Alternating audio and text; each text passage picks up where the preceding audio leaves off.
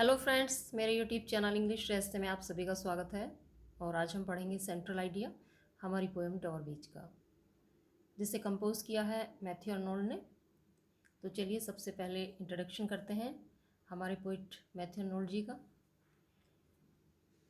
तो मैं आपको यहाँ बताना चाहूँगी कि हमने ये सेंट्रल आइडिया हमारे 4 पॉइंट्स में तैयार किया है, जिसमें पहला अबाउट द पोइट, दूसरा अबाउट द पोएम, और तीसरा critical appreciation of the poem, और जो फोर्थ है वो मैसेज ऑफ द पोएम है।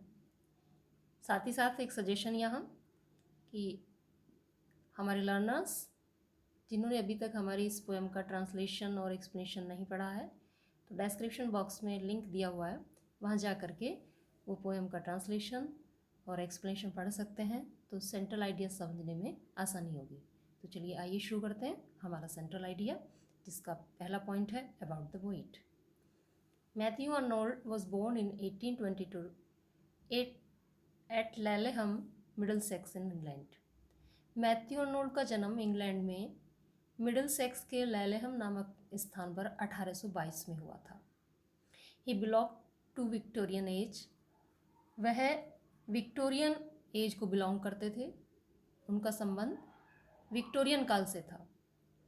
His father doctor Thomas Arnold was the famous headmaster of Rugby. उनके पिता doctor Thomas Arnold Rugby school के प्रसिद्ध हेडमास्टर रहे। He got his education from Rugby. उन्होंने अपनी एजुकेशन को प्राप्त किया क्रमशः Rugby, Winchester and Balliol college, Oxford, यानी रग्बी, विंचेस्टर और बैलियल कॉलेज से। Where he won the Newdigate prize, और बैलियल कॉलेज ऑक्सफोर्ड से उन्हें न्यूडिगेट प्राइज़ भी प्राप्त हुआ। He got the fellowship of Oriel college, उन्हें ऑरियल कॉलेज से फेलोशिप भी प्राप्त हुई। And became an inspector of schools there, और वहाँ वो इंस्पेक्टर ऑफ स्कूल्स के पद पर भी रहे। He became the professor of poetry at Oxford, और ऑक्सफोर्ड में वो प्रोफेसर ऑफ पोइट्री भी रहे। ही वॉज फेमस फॉर एलेजीज, सभी जानते हैं कि वह अपनी शोक गीतों के लिए प्रसिद्ध थे। ही डाइड इन 1888, और 1888 में वे इस संसार को छोड़ करके चले गए। Now we come to our second point, that's about the poem. The poet with his beloved is watching the rise and fall of the sea waves at Dover Beach. Poet अपनी प्रेमिका के साथ डवर बीच पर समुद्र की लहरों का उठना और गिरना देख रहे हैं।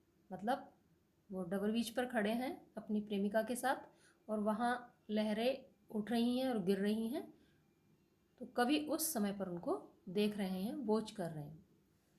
He reflects on the religious, social and intellectual unrest of his age, और इस समय पर वह अपने युग के धार्मिक, सामाजिक और बौद्धिक उथल पुथल पर अपने विचारों का मंथन कर रहे हैं। Which affected human life very much, वो अनरेस्ट, वो हलचल जिसने मानव जीवन को बहुत बुरी तरह से प्रभावित कर दिया है। He finds world no more beautiful as it used to be, वह इस संसार को अब ऐसा खूबसूरत नहीं पाते हैं जैसा कि ये हुआ करता था।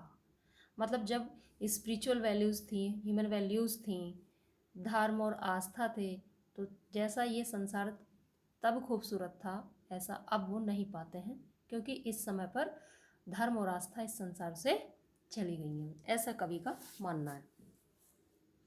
It is on the verge of destruction, अब ये वर्ल्ड विनाश की कगार पर है। There is no faith, true love, joy and peace in it, अब इसमें विश्वास, सच्चा प्रेम, आनंद और खुशी कुछ भी नहीं बचा है। In such a world only personal love can be the only source of comfort and consolation, कवि को लगता है कि ऐसे संसार में एकमात्र व्यक्तिगत प्रेम ही सोर्स है आराम और सांत्वना का। यानी अगर कहीं शांति मिल सकती है, चैन मिल सकता है, तो वो केवल पर्सनल लव ही है जो एक व्यक्ति को खुशी और शांति प्रदान कर सकता है ऐसे हलचल भरे माहौल में। So he urges his beloved and himself to be true to one another. इसलिए वे आग्रह करते हैं अपनी प्रेमिका से और खुद से भी एक दूसरे के प्रति सच्चे हो जाने का।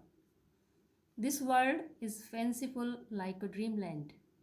यह संसार स्वप्न भूमि के समान कल्पनाओं से भरा हुआ है। आउटवर्डली, बाह्य रूप से, it is full of varieties, beauty and newness.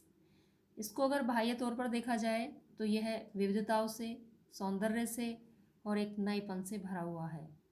But the real picture of it is quite different. लेकिन इसकी वास्तविक तस्वीर बिल्कुल भिन्न है। कैसी है? There is no ardent joy of living. यहाँ जीवन का कोई उत्साह से भरा आनंद नहीं है, यानी पूर्णतः आनंद नहीं है जीवन में। There is no true love here. सच्चा प्रेम नहीं है। There is no hope for betterment. अच्छा कुछ हो जाने की उम्मीद भी नहीं है। There is no certainty in thoughts. विचारों में कोई निश्चितता नहीं है। There is no real peace here. और वास्तविक शांति भी यहाँ नहीं है। None helps anyone in sufferings. कोई भी किसी की कष्टों में मदद नहीं करता है। This world is like a battlefield. अब वो तुलना करते हैं इस संसार की एक युद्ध के मैदान से। एक ऐसी इमेज रखते हैं वो कि ये संसार एक युद्ध के मैदान के समान है। This world is like a battlefield where the people like the soldiers are fighting aimlessly and killing one another due to ignorance. कि यह संसार एक युद्ध के मैदान के समान है जहाँ पर लोग सैनिकों के समान उद्देश्य रहित लड़ रहे हैं और एक दूसरे को मार रहे हैं अज्ञानता के कारण। They are running and fighting only to get victory. वे भाग रहे हैं, लड़ रहे हैं केवल विजय पाने के लिए। To gain name and fame. नाम और प्रसिद्धि पाने के लिए। विदाउट नोइंग, बिना जाने, the real aim of life, जीवन के वास्तविक उद्देश्य को। मतलब केवल युद्ध कर रहे हैं, लड़ रहे हैं, भाग रहे हैं। जीवन का जो वास्तविक ध्येय है, जो उद्देश्य है, या इस पृथ्वी पर जो मनुष्य ने जन्म लिया है उसका क्या उद्देश्य है, उससे पूरी तरह से भटक गए हैं। Religious faith, human values and spiritual values are dead now. और यदि देखा जाए तो वास्तव में धार्मिक विश्वास, ह्यूमन वैल्यूज़ और स्पिरिचुअल वैल्यूज़ सब कुछ ही अब मृत जैसा है। यानी जो मान्यताएं हैं वो सब खत्म हो गई हैं। इस संसार से आस्था और विश्वास चला गया। वास्तव में जीवन का जो आधार है, ऐसा माना जाता है कि जीवन का आधार उसका धर्म है। यानी अगर किसी समाज की वास्तविक प्रगति को देखा जाए तो उसके मूल में भी जो है कहीं ना कहीं धर्म छिपा होता है। तो जब लोगों का धर्म से जब लोग विमुख हो जाए, अपनी वैल्यूज़ को छोड़ दें, तो ऐसे में संसार में एक अराजकता जैसी स्थिति आती है। तो ऐसा ही मैथ्यू आर्नोल्ड को अपने समय में दिखाई दिया।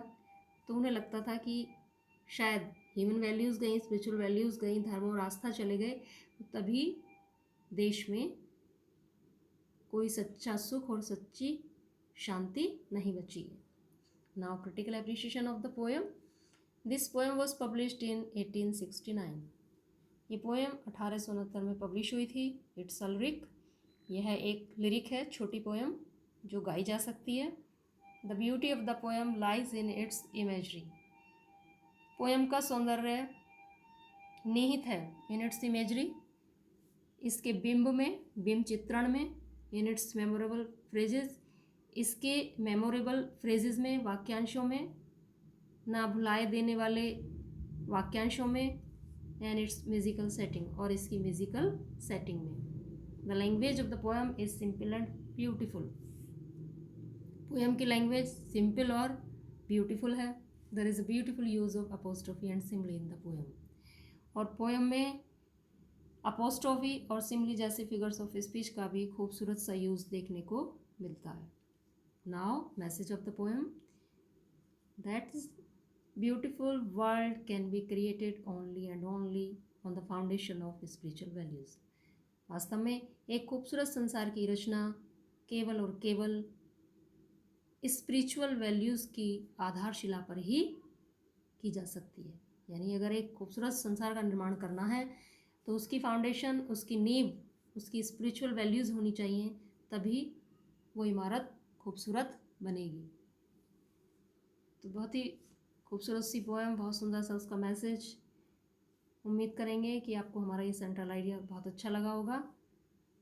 तो कमेंट बॉक्स में ज़रूर बताइएगा। Thanks a lot, very much. Like, share and subscribe my channel, and don't forget to press the bell icon for the notification of our new videos.